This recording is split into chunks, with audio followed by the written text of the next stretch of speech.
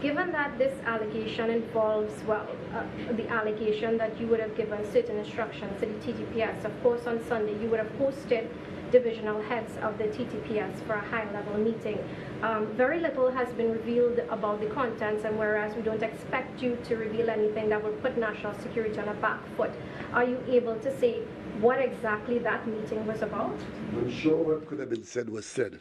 It was said that I received reports on the status of crime fighting in the various districts. You see, attempting to make these into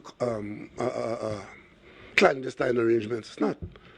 There's a meeting of the divisional heads, all the divisional heads, because we are in fact being subjected to an assault by the criminal element. I am chairman of the National Security Council. The only way I can chair that council is to know what's going on. I heard again, and I'm sorry to come back to this, I heard again the opposition leader and other people in the opposition making an issue of the fact that the Prime Minister talks to somebody in the police service. So these are appropriate contacts.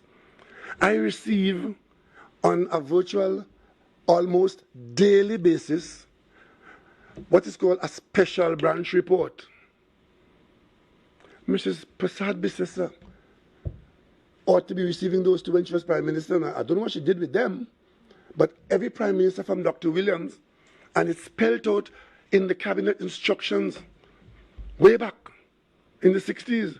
Every Prime Minister of this country interfaces with the police, special branch reports to the police, and also sends an almost daily report to the Prime Minister.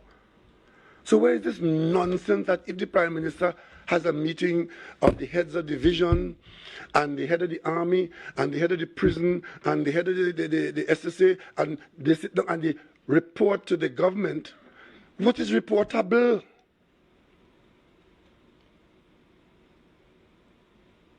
You know, if the Minister of Health goes into the Ministry of Health and says he wants to meet with the leadership in public health as he did during COVID, he doesn't go out and tell them what injection to give anybody or what diagnosis to make or who to pronounce dead or who to pronounce alive.